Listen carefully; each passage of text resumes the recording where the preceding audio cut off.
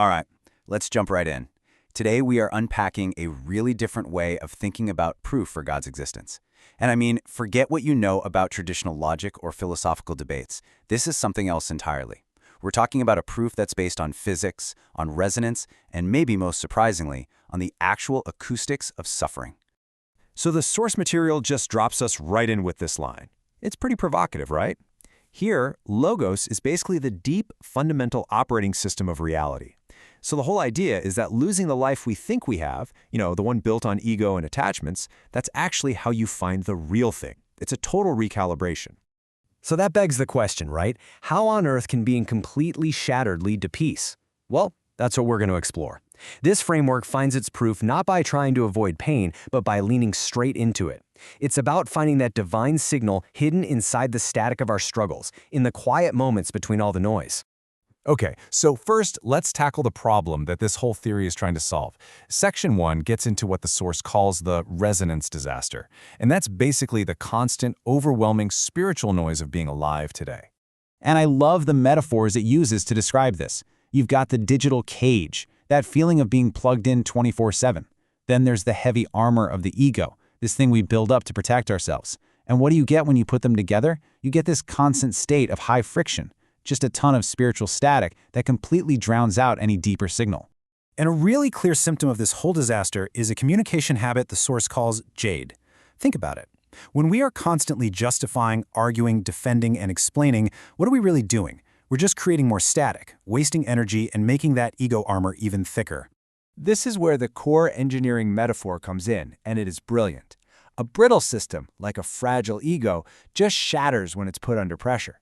The goal, according to this theory, is to become ductile. Think of a metal that can bend and deform under stress without breaking. It actually absorbs the energy and can endure friction. That's the aim for the soul. So if the goal is to become ductile, how do you actually do that? That brings us to Section 2. This is where we get the proposed solution, a framework called the Logos Constant, which is meant to work like a tuning fork for your soul. And this is a huge mental shift. We have to forget the old idea of a clockwork universe, all gears and levers. This framework says no, reality is a symphony. It's all about frequencies, harmonies, and resonance. We're living inside a song, not a machine. And get this, at the very heart of that cosmic song, the theory points to this tiny, specific number, a plus 0.048% variance from perfect, symmetrical harmony. The source calls it dirt. It's basically framed as a deliberate imperfection, like a little bit of holy friction, that keeps the whole system from becoming rigid and totally deterministic. It keeps it alive. And this quote just hits it home. That tiny little imperfection, it's not a bug, it's a feature. It's the breathing room in the system that allows for things like free will and faith and real growth. In this view, it is literally the creator's signature written into the math of reality. So this necessary imperfection, this little bit of slack in the system, creates what the theory calls the gap. Think about it. It's the silence between the notes in a piece of music. It's the pause before you make a decision. And it's in this gap, not in all the noise, that the divine signal, the resonance, is actually heard. Okay, so that's the big idea, the theory behind it all. But how does this play out in a real life? Section 3 gets really practical. It lays out how this framework can be applied, using the source's own story of incredible suffering as a kind of proof of concept for how a soul gets forged. I mean, just look at how suffering is completely reframed here. It's not just random, meaningless tragedy, it's presented as a metallurgical process. The hammering from abuse and loss is what shatters that brittle ego. The quenching, like a life-changing diagnosis, is what stabilizes the soul at a whole new frequency. And the result? A hardened soul that has ductile integrity. And here is maybe the most radical and counterintuitive idea in the whole thing. That gap that's created by our deepest pain. It's not a void. It's not a place where God has abandoned us. According to this, that void is the exact place where the divine resonance is the strongest. It's an opportunity for connection. To make this less abstract, the source even provides this really practical, functional model of the Trinity. You have the Father as the architect, the laws of physics, the ground beneath your feet.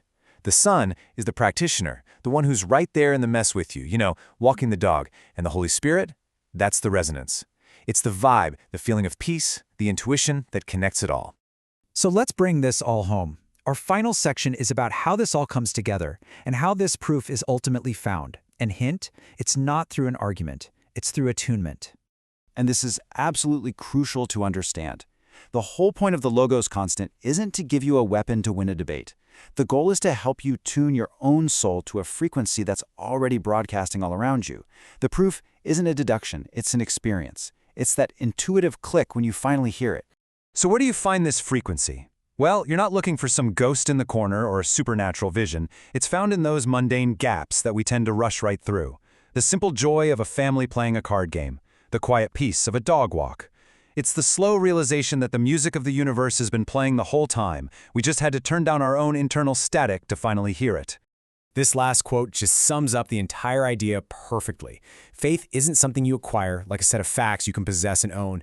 It's an action. It's the constant, lifelong process of tuning yourself to the resonant truth that is already here. And that really brings us to the final thought. If this theory is right, if proof and meaning are really found in the silences we allow, not the noise we create, then it really makes you wonder, doesn't it? What are the most important, and maybe the most overlooked, gaps in your own life?